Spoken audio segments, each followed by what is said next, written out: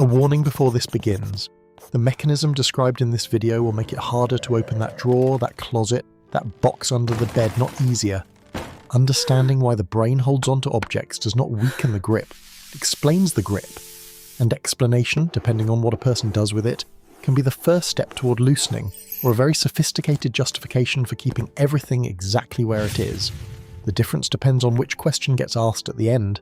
A room, shelves lined with books that were read once or never, a closet where coats from 3 body sizes ago hang beside shoes that pinch, a kitchen drawer filled with takeout menus from restaurants that closed during the pandemic, a charger for a phone model that has not existed since 2017, and a birthday card from someone whose last name requires effort to recall.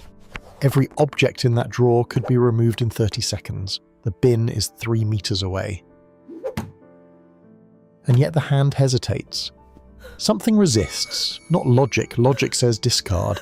Something older than logic, something that treats the act of throwing away as a small, quiet loss. And the brain, it turns out, processes loss with far more intensity than it processes gain.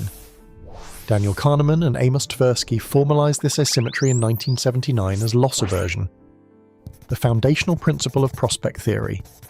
Their research demonstrated that the psychological weight of losing something is roughly twice the weight of gaining the equivalent. A person who finds 20 euros feels good. A person who loses 20 euros feels approximately twice as bad. The ratio is not rational, it is neural.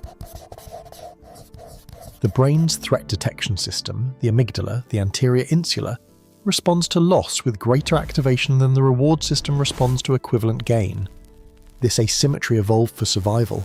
In an environment of scarcity, losing a resource was more dangerous than failing to acquire one. The brain that overweighted loss survived longer, and that brain is still running in a world of abundance, holding onto a charger it will never use again, because discarding it registers as a micro-loss the system would rather avoid. Kahneman, Netsch, and Thaler added a second layer in 1990 with the Endowment Effect. Once a person owns an object, regardless of how they acquired it, the perceived value of that object increases. Not because the object changed, because the ownership relationship changed the brain's valuation of it. In their experiments, people who were given a mug demanded roughly twice as much to sell it as people who did not own it were willing to pay. The mug was identical, the price was not. Ownership installed a premium that had no basis in the object's function. Applied to the drawer, every item in it is valued not at its utility, but at its ownership status. The brain has tagged it as mine, and that tag inflates the cost of removal beyond what any rational accounting would support. Russell Belk, a consumer psychologist, proposed a framework in 1988 that takes this deeper than economics. The extended self theory argues that objects are not just possessions, they are components of identity. The books on the shelf are not just paper, they are evidence of who the person was when they read them, or who they intended to become when they bought them. The coat that no longer fits is not just fabric, it is a version of a body, a period of life, a self that existed and no longer does. Discarding the coat does not just remove an item from the closet, it severs a link to a former self.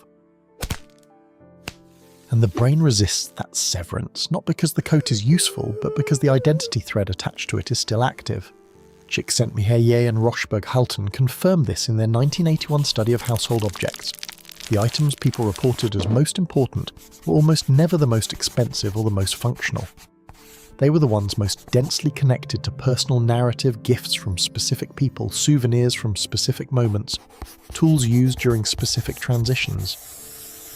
Tollin and colleagues using fMRI in 2012 scanned the brains of people with clinical hoarding disorder while they decided whether to keep or discard personal items. The anterior cingulate cortex, the region responsible for error detection and conflict monitoring, showed hyperactivation during discard decisions. The brain was processing the act of discarding as a mistake, not a choice, a mistake that needed to be corrected. For clinical hoarders, this signal is rare enough to override rational evaluation entirely. For the general population, the signal is quieter, but it is present.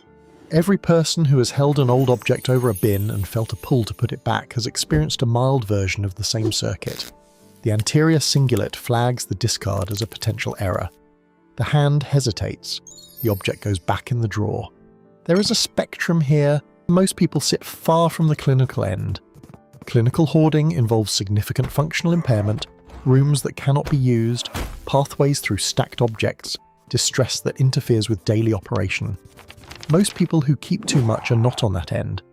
They are in the middle of the spectrum, where the endowment effect, loss aversion, and identity attachment combine to produce a quiet, persistent resistance to letting go that never reaches crisis, but never fully resolves. The closet stays full, the garage accumulates. The drawer remains closed, and life continues around the objects, adapting to their presence rather than questioning it. One question separates a memory from an anchor, and it applies to every object that has survived longer than its function. Does this thing help the person remember, or does it prevent them from finishing the remembering? A photograph from a meaningful trip placed where it can be seen serves memory. It connects the present self to a past experience and enriches the narrative.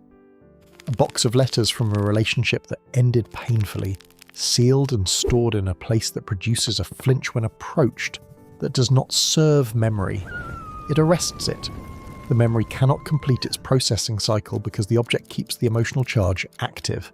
Every time the person encounters the box, the anterior cingulate fires, the loss aversion circuit engages, and the object stays, not because it is cherished.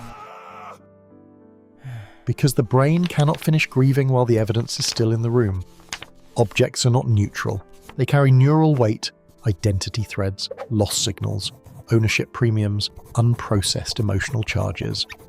The brain that keeps everything is not lazy, not disorganized, not weak-willed.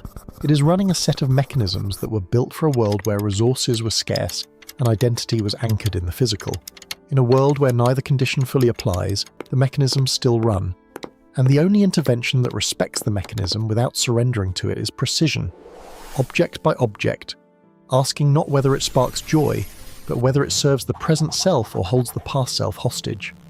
That question does not require a weekend of decluttering. It requires one honest answer per object. And the answers, accumulated, change the room.